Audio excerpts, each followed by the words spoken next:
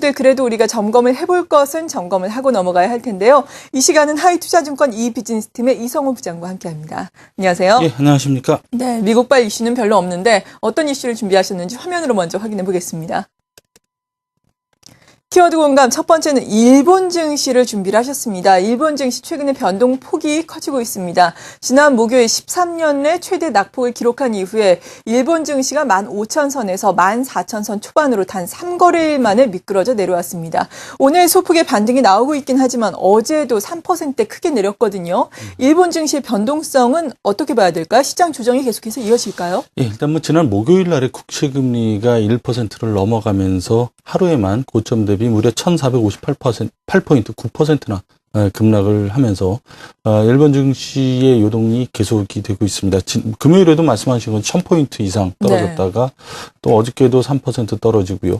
근데 어저께 이제 떨어진 것은 지난달 25일하고 26일 날 금융통화회의가 있었는데 여기서 2년 내에 2% 물가 상승, 이게 지금 현재 일본 중앙은행의 목표인데 이거 달성이 불가능하다. 그러면서 대규모 양적 완화를 에 대해서 반대한다라고 일부 위원들 한 2명 정도로 알려지고 있는데 일부 위원들이 반대를 했다라는 그 의사록이 공개가 되면서 어제 증시가 급락을 했고요. 뭐 오늘도 아침에는 개장 무렵에는 좀 상당히 빠지다가 지금 올라오고 있습니다만 불안감은 여전히 불안감이 계속되고 있습니다. 자, 잘 나가던 일본 증시 뭐 이렇게 급락을 하고 엔화도 강세로 전환되는 등 금융시장의 혼란이 지속이 되고 있는데요. 돈을 풀어서 엔화 약세를 유도해서 수출을 늘리고요. 또 돈을 풀어서 장기 금리를 끌어내려서 투자를 늘리고 경기를 부양한다는 게 아베노믹스의 골자인데 이게 이제 곳곳에서 지금 암초를 만나고 있다라는 거죠. 특히 예상과 다르게 일본의 국채 수익률이 상당히 지금 오르고 있는 게 혼란의 원인으로 지목이 되고 있습니다. 국채 금리 급등은 일본 정부가 가장 원하지 않는 시나리오인데요. GDP 대비 국채 비중이 상당히 높은 일본 입장에서는 금리가 올라가게 되면은 일본 정부의 이자 부담이 더 늘어나기 때문에 가뜩이나 어려운 그런 재정 상황을 봤을 때 상당히 충격이 있을 거고요. 더군다나 뭐 이런 것들이 은행 대출 금리를 높여서 기업들 또는 가계에 대한 부담으로 작용할 수 있다라는 그런 부담이 있죠. 그런 것들이 최근에 일본 증시 하락 요인으로 볼 수가 있습니다. 네, 그렇군요. 이렇게 일본 증시의 변동성과 관련해서 이야기를 들어봤는데요. 일본 증시에 그렇다면은 최근에 금융시장의 혼란 전반적으로는 우리가 어떻게 평가를 해봐야 될까요? 예, 최근 상황을 보면 한 두 가지 정도 시사점을 우리가 얻을 수 있는데요. 네. 첫 번째는 과도한 엔화 약세의 부작용이 서서히 드러나고 있다. 그런 만큼 앞으로 엔화 약세가 좀 주춤할 가능성이 있다라고 그렇게 봅니다. 구로다 총재, 일본 중앙은행의 구로다 총재도 금리 변동성을 낮추기 위해서 시장의 개입을 보다 유연하게 하겠다라는 언급을 했었는데요. 이게 이제 앞으로 엔화 약세의 속도 조절을 의미한 것으로 그렇게 보입니다. 그다음에 또 두 번째는 아베노믹스에 대한 의구심이 일어나고 있다라는 거죠. 돈을 풀어서 엔화 약세를 유도해서 수출을 늘리고 경기를 부양하려는 일본의 무리한 통화 정책이 수입 물가를 자극해서 오히려 인플레이션만 높일 수 있다는 그런 회의론이 부상하고 있다는 거죠.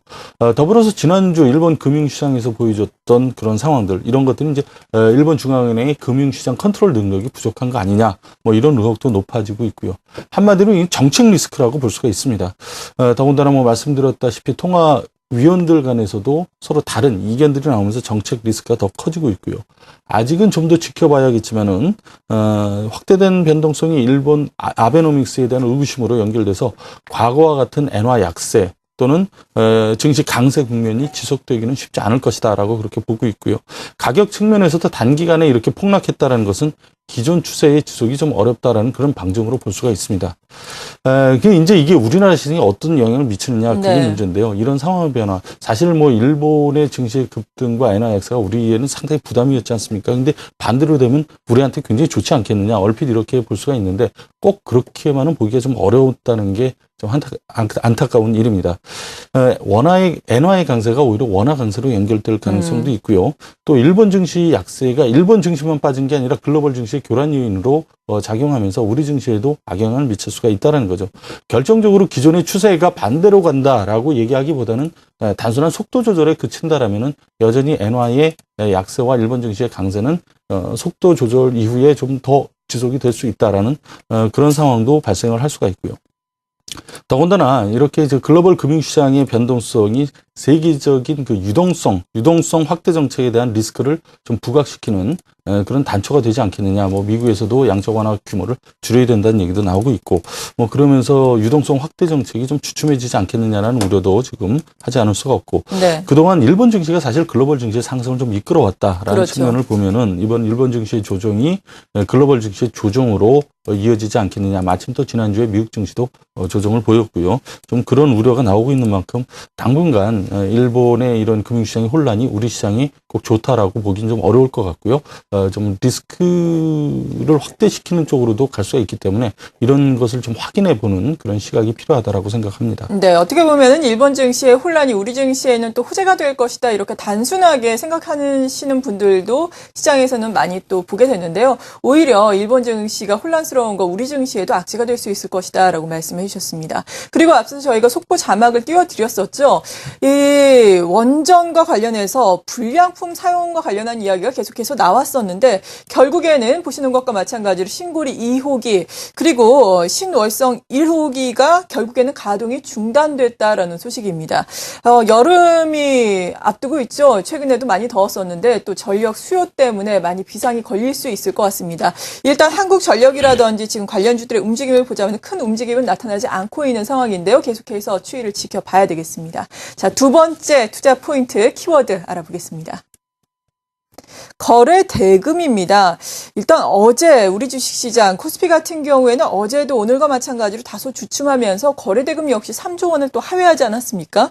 이러한 점 그만큼 투자 심리라든지 에너지가 약하다라는 걸 의미하는 걸 텐데요. 이런 부분은 어떻게 평가를 하세요? 그러니까 뭐 말씀하신 대로 어제 코스피 시장의 거래 대금은 2조 9,833억에 그쳤습니다. 네.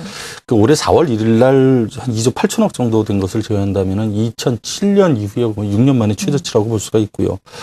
이런 것들은 어저께 한 6포인트 정도 올랐는데 상승의 의미를 상당히 퇴색시킬 수 있는 그런 부분이다라는 게 좀 안타깝습니다.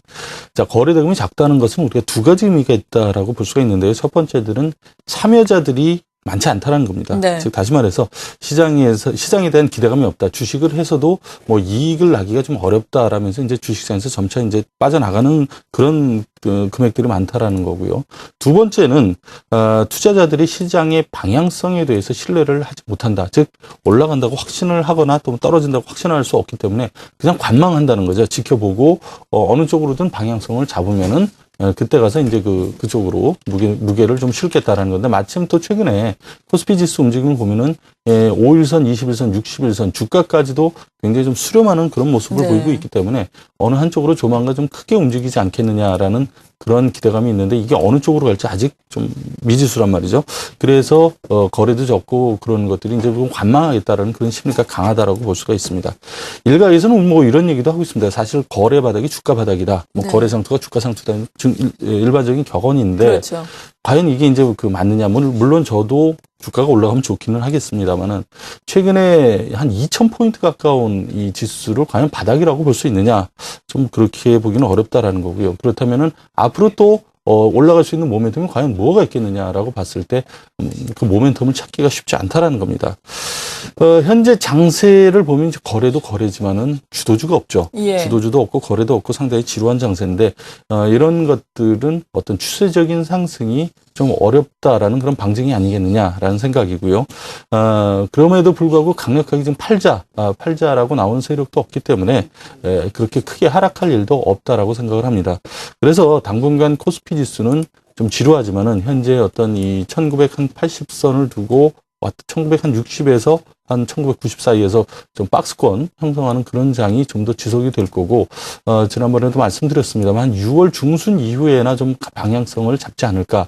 그래서 한 보름 이상은 좀 굉장히 지루한 국면이 연출이 될 가능성이 높다라고 생각을 합니다. 네, 이렇게 좁은 박스권 등락이 계속해서 이어나갈 수 있겠다라고 국내 증시에 대해서는 평가를 해주셨습니다. 지금까지 하이투자증권 이비즈니스팀의 이성호 부장이었습니다. 고맙습니다. 네, 감사합니다.